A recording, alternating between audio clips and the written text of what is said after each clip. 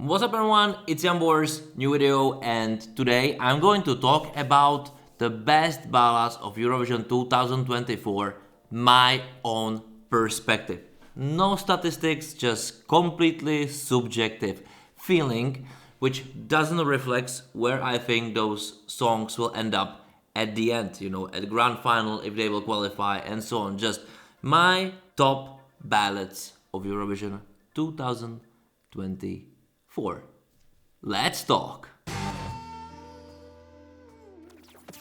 Alright guys, welcome back to my channel. Subscribe, like, share, buy me a coffee, give me a super like if you would like to. Definitely watch my other previous videos, my based statistics or who will end up when, if some songs will qualify or not, if some countries will make it to top 10 or not, based on data. This is really interesting also for me. It was very interesting to make such videos, but now I'm going to talk about just my very personal feelings. It's not interpretation of what I think somebody will end up, but just simply what I like, and I'm pretty sure that some of you won't like my taste, and that's okay. Just write me in the comments below, but it's definitely not about I'm hating some country or having another crazy feelings about some country. So just, keep it easy, agree, disagree, play it all, don't play it all, up to you. I will start it, I will say that or 7 bats. I exclude Azerbaijan because I feel it's more like ethno song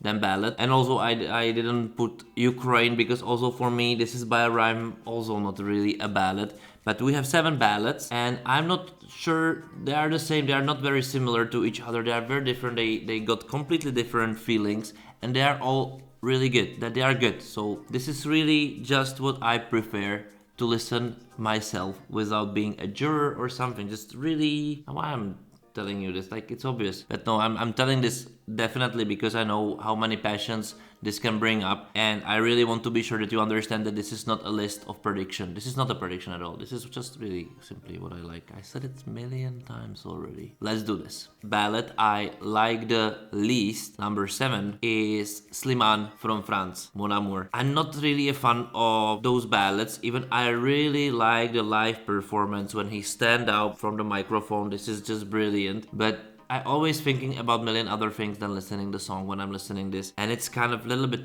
repetitive. Is this French recipe for Eurovision, this kind of traditional ballads, but I think they tried once and they maybe should try something a little bit different. Even though Slimane is brilliant artist, this song doesn't talk to me. I don't feel it. I just think it's too repetitive at some point to really listen to it regularly. My number 6 is Theodora from Serbia, Ramonda. It's another reason. I think this song doesn't develop anywhere. It goes very same level all time long, doesn't explode really anywhere. It's very catchy. Like, you cannot imagine how many times I go on the streets. For example, I'm taking photography outside and in my head it's like Lila Ramonda, Lila Ramonda.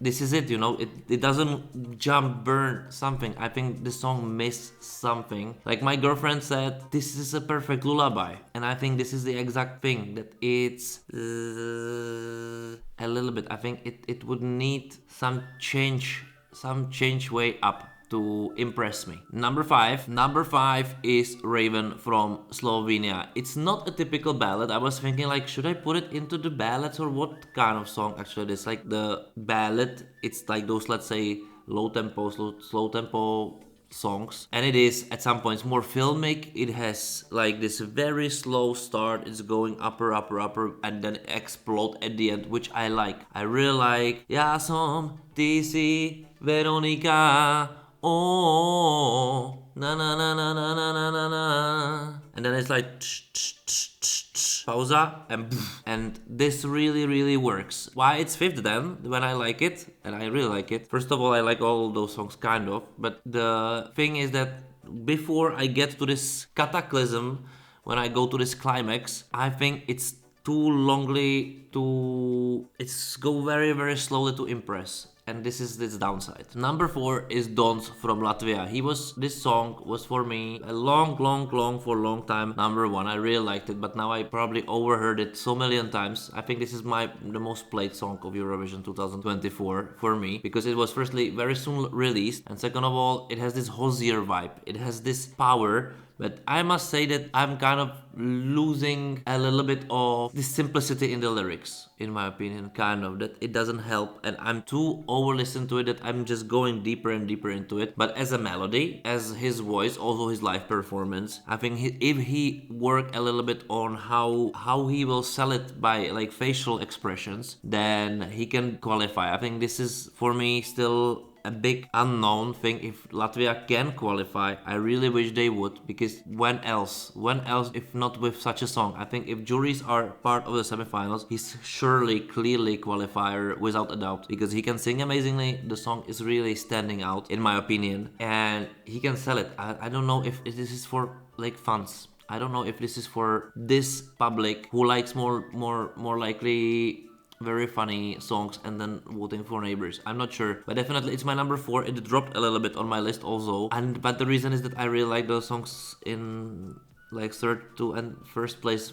Just bare. I think they're bare ballads for me. Number 3 is Grito Yolanda, Portugal. And this is very specific relationship with this song, because it's not the song I really enjoy too much to listen in headphones, because it has very, without seeing it, the melody doesn't work on me. But when I see the live performance, and I like to watch it, when I see the contemporary dance, when I see all the reactions, all the ambient lights reacting on every single back vocal, niche, nuance, whatever, and her singing, I'm in. She can sell me live. She cannot sell me in headphones, but I really like it. It's so powerful, somehow so pleasant to watch. It's powerful, but also it's very soft. And this is something what I can really enjoy, and what I really, I got emotions in me. They are floating. They are like, it's like there is something, and then you drink this song in, and everything inside starting to do stuff. And this is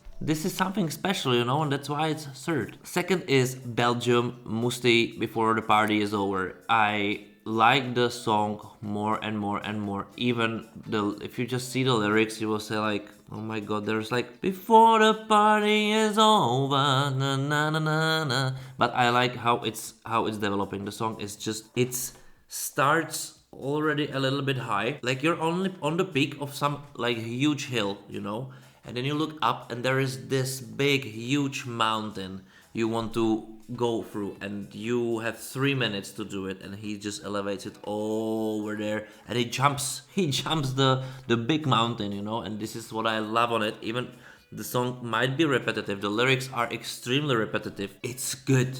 I like it. I really enjoy it, and I enjoy it more and more as a melody, because it somehow gives you power. It's a hit. I think it's done as a hit, and it works as a hit. And even though there is no bigger artistry about it, it's like this pop ballad, it just works, and I love it. I'm sold. But number 1 is Israel. Yes, it is. And I would say, even by far, there is no competition in ballads for Israel this year, in my opinion. Even there are just 7 from 37 songs. It's just amazingly well written song. Of course, the message is super strong, like there is no doubt. You can have different opinion about it, I don't care. This message is super strong, but the melody, the composition of the song, the lyrics, the power of the transition from this soft to big power, but still very gentle peak, this is just brilliant. And you go through it and you believe. And I cannot tell you, like, I have goosebumps almost with every single song of those, because the artist can sell you this, right? But with this song, my insides, my outsides, everything is shaking. Like, I want to cry. And of course, I think this is also subjectively, because I know what this is song about. This is just, this is additional layer to it, which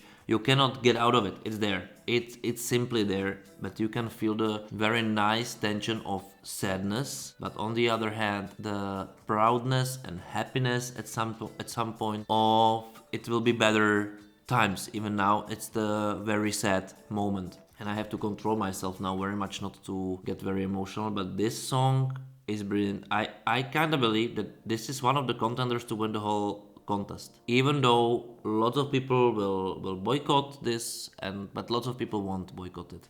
And in my opinion, this will get high. This is one of the best ballads in past 5 years for sure. This is so powerful, is so strong, and this is just my personal opinion. You might like Theodora's song.